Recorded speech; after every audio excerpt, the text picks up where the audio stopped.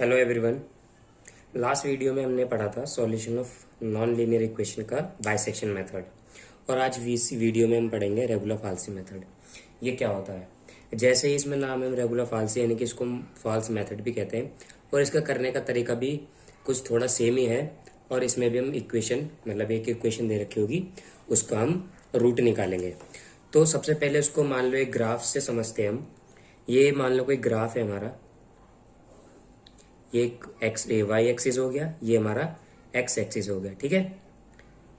तो हमारी कोई इक्वेशन दे रखी है, तो उसका ये लाइन जा रही है कोई, ठीक है ना।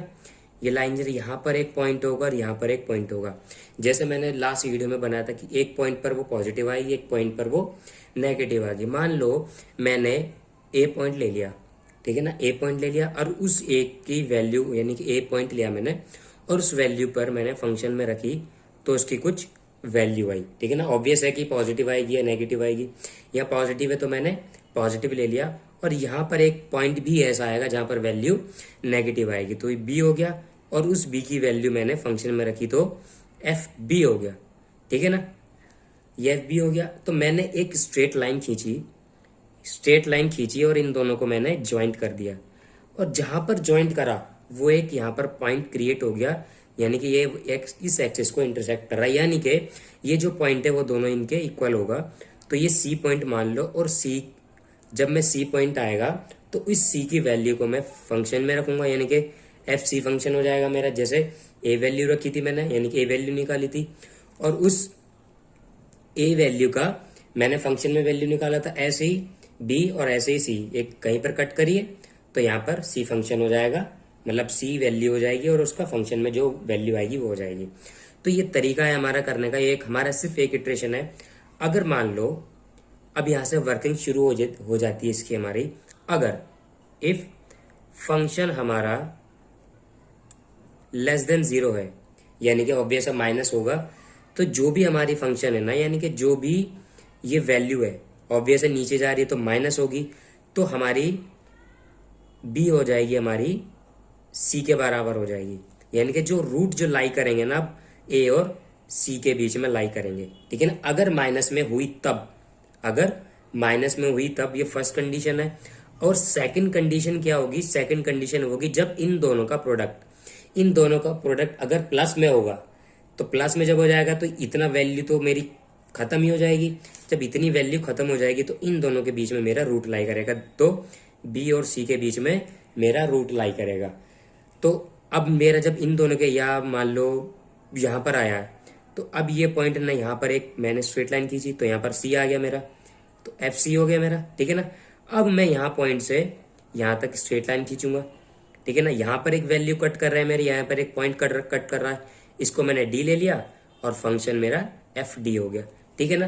फंक्शन एफ मेरा डी होगा। अब मैं दोबारा चेक करूंगा कि फंक्शन की वैल्यू नेगेटिव आ रही है कि पॉजिटिव आ रही है। अगर नेगेटिव आ रही है, जो कि ऑब्वियस है कि नेगेटिव ही आएगी, तो फंक्शन ए और डी के बीच में हो जाएगा, यानी कि रूट लाई किस किस के बीच में करेंगे? ए और डी के बीच में लाई करेंगे, तो फंक्शन यहाँ पे डी आ जाएगा।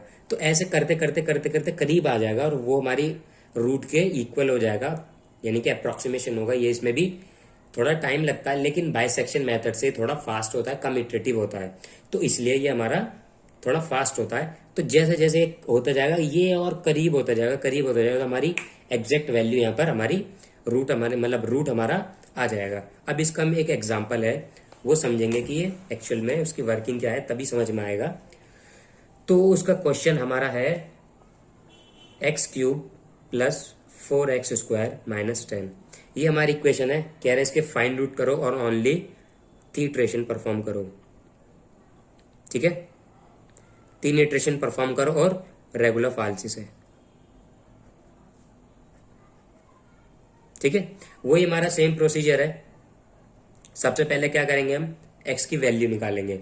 तो मैं f0 रखूंगा तो -10 आएगी। अगर f1, मैं ऐसी ओरली कह रहा हूँ, 1 रखूंगा तो 1 + 4 5 -10 आएगी। 2 रखूंगा तो 1 से स्टार्ट करने रखता हूं मैं। लेट x = 1, ठीक है ना। जब मैं 1 रखूंगा तो f1 की वैल्यू क्या आएगी? 1 + 4 -10, तो -5 आएगी, ठीक है ना। अब मैं पुट x = 2 रखूंगा जब मैं 2 रखूंगा तो मेरी वैल्यू आएगी, F2 की मेरी वैल्यू आएगी मेरी 8 प्लस 4 इंटू में 4 minus 10, 8 plus 16 minus 10 that is 14। ठीक है ना, अभी मेरी 14 आएगी।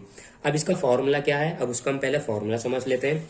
फॉर्मूला जैसे मैंने स्लोप निकालेंगे, क्योंकि हमारा ये स्लोप आएगा, तो हम पहले स्लोप का फॉर्मूला क्या होता है, F B minus F A B minus A, यही तो होता है स्लोप का फॉर्मूला। सी का जब मैं निकालूंगा तो यही तो फॉर्मूला होगा ना सी का, F B minus F A upon में बी माइनस ए। अब मैं वैल्यू निकालूंगा, यानी कि मैं नया फंक्शन की वैल्यू निकालूंगा, तो अब फॉर्मूला मेरा हो जाएगा, यानी कि मैं एक्स की वैल्यू निकाल रहा हूं, तो जो भी मेरा नेगेटिव पाई वो दूसरे वाले का फंक्शन माइनस सेकंड वैल्यू, और जो इसका फंक्शन आया मेरा ए का फंक्शन, और बी माइनस ए। ये हमारा फॉर्मूला है रेगुलर पाल्से का। ठीक है ना, ए वैल्यू और बी का फंक्शन, और माइनस बी वैल्यू और ए का फंक्शन, जो वैल्यू आएगी, यानी कि जो इस इक्वेशन में वैल्यू रखूंगा वो वैल्यू आ जाएगी मेरी, और माइनस और अपॉन में बी माइनस ए। ठीक है ना, तो हम क्वेश्चन स्टार्ट करते हैं। तो एक पर वैल्यू क्या आ गई मेरी, 1 रखने पर मेरी माइनस आ रही थी, और 2 रखने पर मेरी 14 आ रही, यानी कि पॉजिटिव आ रही। अब जो रूट लाई करेंगे वो 1 और 2 के बीच में लाई करेंगे। ठीक है ना, अब यहां से हमारी फर्स्ट इटरेशन स्टार्ट हो जाती है, फर्स्ट इटरेशन। ठीक है ना, फर्स्ट इटरेशन में तो मैंने ए मान लिया 1 को, और बी मान लिया मैंने 2 को। तो एफ ए क्या था मेरा, एफ ए जब मैंने वैल्यू 1 में रखी तो मेरा -5 आया, तो -5 आ गया। और एफ बी क्या हो जाएगा मेरा, अब मैंने 2 रखा तो 14 आ गया। ठीक है ना, तो 14 हो जाएगा। तो सिंपल तरीका है, x इज इक्वल टू इसकी मल्टीप्लाई इसके साथ और इसकी मल्टीप्लाई इसके साथ। ठीक है ना, तो 1 मल्टीप्लाई 14 माइनस 2 मल्टीप्लाई -5 अपॉन में b माइनस ए। ठीक है ना, b माइनस ए, सॉरी यहाँ एफ बी होगा, F B minus F A. ठीक है ना, फंक्शन की वैल्यू माइनस करेंगे तो यहाँ भी दिस माइनस दिस, यानी कि F B minus F A. 14 minus इसका है तो माइनस माइनस प्लस हो जाएगा, तो हमारी x1 आएगी यहाँ पर। तो मेरी वैल्यू क्या आएगी, मेरी x1 की वैल्यू क्या आएगी मेरी, x1 इज इक्वल टू 1.26। अब ये x1 की वैल्यू जो है ना, मैं इस इक्वेशन में पुट करूंगा, तब देखूंगा कि एफ एक्स वन क्या आती है। तो पुट x1 इन इक्वेशन। ठीक है ना, तो फंक्शन 1.26 रखने पर मेरी वैल्यू आ रही है, कैलकुलेट करने के बाद मेरी 1.65 माइनस 1.65। ठीक है ना, ये वैल्यू आ रही है। तो पता चला जो मैंने x1 निकाला है ना, उसमें भी वैल्यू माइनस आ रही है। अब जो मैंने 1 पे निकाला था -5, अब ये मेरी वैल्यू नहीं होगी। अब जो मेरी नेक्स्ट वैल्यू जो हो जाएगी, यानी कि ए वैल्यू मेरी x1 हो जाएगी। ठीक है ना, अब जब मेरी x1 हो जाएगी तो एफ ए जो है वो मेरा क्या हो जाएगा, fx1 हो जाएगा। ठीक है ना, समझ आ गया। अब जो मेरा रूट लाई जो करेंगे ना, वो x1 और b के बीच में लाई करेंगे। यहां से हमारी सेकेंड इटरेशन हो जाएगी स्टार्ट। तो सेकेंड इटरेशन क्या है हमारी,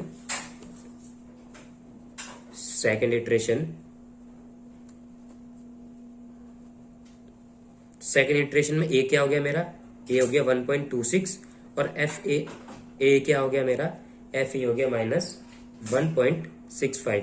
एफ बी तो मेरा कोई चेंज ही नहीं, क्योंकि बी में तो कोई चेंज ही नहीं हुआ, बी इज इक्वल टू 2 और F B is equal to 14। ठीक है ना, अब ये करीब करीब होता जा रहा। अब 1.26 आया तो 1.4 1. यानी कि इसके 2 के करीब जाता जा रहा है, और करीब जाता जाएगा तो एक वैल्यू ऐसी आएगी जो सेटिस्फाई कर जाएगी हमारी इक्वेशन को। तो अब फॉर्मूला लगाएंगे हम x2 का, x2 इज इक्वल टू वही इसके मल्टीप्लाई इसके साथ, इसके मल्टीप्लाई इसके साथ। तो 1.26 मल्टीप्लाई 14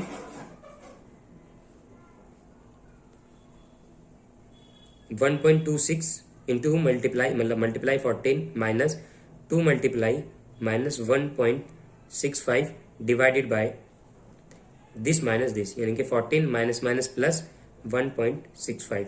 तो यहां से मेरे x2 की वैल्यू आ गई मेरी 1.34। ठीक है ना, 1.34 आ गई मेरी वैल्यू यहां से। अब मैं इस वैल्यू को मैं फंक्शन में रखूंगा, यानी कि मैं जो हमारी इक्वेशन है उसमें रखूंगा। तो f(x2) क्या आएगी मेरी 1.34 की क्यूब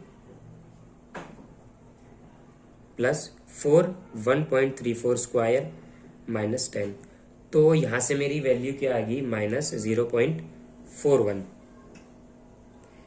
तो यहां भी मेरी नेगेटिव आ रही है, तो पता यहाँ भी मेरी नेगेटिव आ रही है।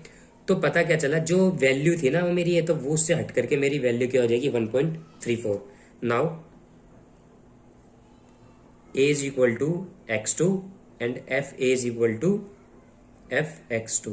ठीक है ना, क्योंकि यहाँ पे भी तो नेगेटिव आ रही है। अगर यहाँ पे पॉजिटिव हो जाती, यहाँ पे बाई चांस पॉजिटिव हो जाती, तो 2 से हटके 2 की वैल्यू मेरी यानी कि b की वैल्यू मेरी ये हो जाती, और fb की वैल्यू मेरी यानी कि b की वैल्यू मेरी 1.34 हो जाती है और fb की वैल्यू मेरी ये हो जाती। मगर नहीं हुआ, हमारी नेगेटिव आई है, तो नेगेटिव में ये चेंज हो जाएगी। तो थर्ड इटरेशन आएगी हमारी, थर्ड इटरेशन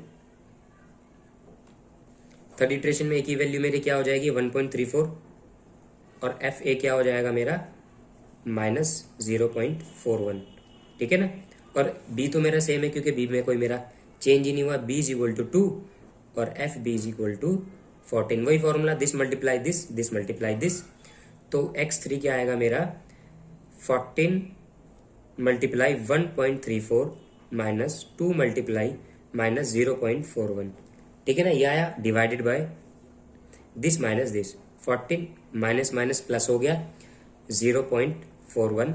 तो यहां से x3 की वैल्यू आ गई मेरी कैलकुलेट करने के बाद 1.36। ठीक है ना, अब ये वैल्यू मैं किस में पुट करूंगा, इक्वेशन में पुट करूंगा।